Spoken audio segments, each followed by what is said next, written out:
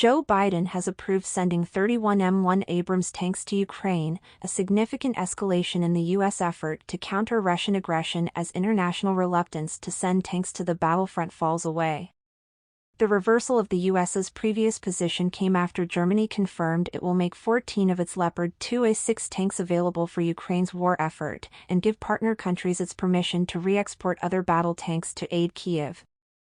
By agreeing to send the Abrams, the U.S. is able to meet the demand of the German Chancellor, Olaf Scholz, for an American commitment but without having to send the tanks immediately.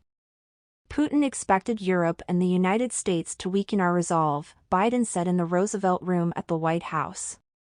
He expected our support for Ukraine to crumble with time. He was wrong. He was wrong. He was wrong from the beginning and he continues to be wrong. Biden added, "We remain united and determined as ever in our conviction and our cause." These tanks are further evidence of our enduring, unflagging commitment to Ukraine and our confidence in the skill of the Ukrainian forces. Ukraine's President Volodymyr Zelensky applauded Biden for the powerful decision to provide Abrams, declaring on Twitter that the free world is united as never before.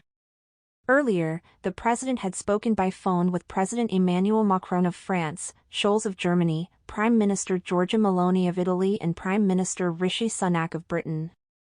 Biden said, "Germany has really stepped up. The Chancellor's been a strong voice for unity."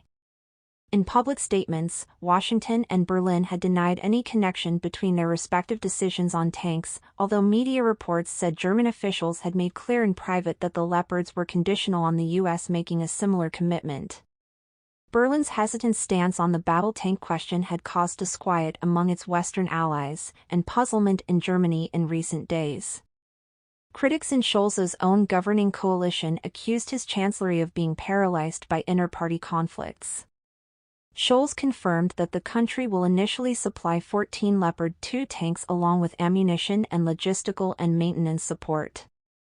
He said in a statement, "This decision follows our well-known line of supporting Ukraine to the best of our ability. We are acting in a closely coordinated manner internationally." Germany will also approve other European countries supplying German-made Leopard 2 tanks from their own stock. Poland has requested approval to send some of its Leopards to Ukraine. Norway also announced that it will send Leopard 2 battle tanks to Ukraine as part of Western aid. Defense Minister Bjorn Arild Gram said in an interview with Norwegian public television NRK, Norway and the government support the donation of battle tanks to Ukraine.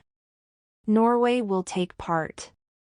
He did not specify how many would be sent. Russia denounced the American and German initiatives as a rather disastrous plan.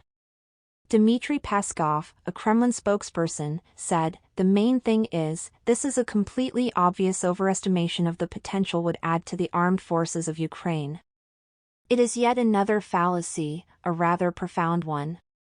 But the announcements comes as a significant boost for Ukraine, which has pleaded with Western allies for months to send battle tanks as it seeks to reclaim territory and braces for a potential new Russian offensive in the spring. Much of the U.S. aid sent so far in the 11-month-old war has been through a separate program drawing on Pentagon stocks to get weapons more quickly to Ukraine. But even under that program, it would take months to get tanks to Ukraine and to get Ukrainian forces trained on them. Ukraine says heavily armored Western battle tanks would give its troops more mobility and protection before a Russian offensive that Kyiv expects in the near future. They could also help Ukraine retake some of the territory that has fallen to Russia. But until now, the U.S. has resisted providing its own M1 Abrams tanks to Ukraine, citing extensive and complex maintenance and logistical challenges with the high-tech vehicles. U.S. officials had said that the Abrams was tough to maintain, hard to train Ukrainians to operate, and ran on jet fuel, making it a poor choice for this phase of the war. Brig Gen Pat Ryder, a Pentagon spokesperson, told reporters on Tuesday, "The M1 is a complex weapons system that is challenging to maintain. That was true yesterday, that is true today and will be true in the future." Washington had argued it would be more productive to send German Leopards since many allies already have them and Ukrainian troops would need less training than on the more difficult Abrams. Biden, flanked by Secretary of State Antony Blinken and Defense Secretary Lloyd Austin, said Austin had recommended this step. The Abrams tanks are the most capable tanks in the world.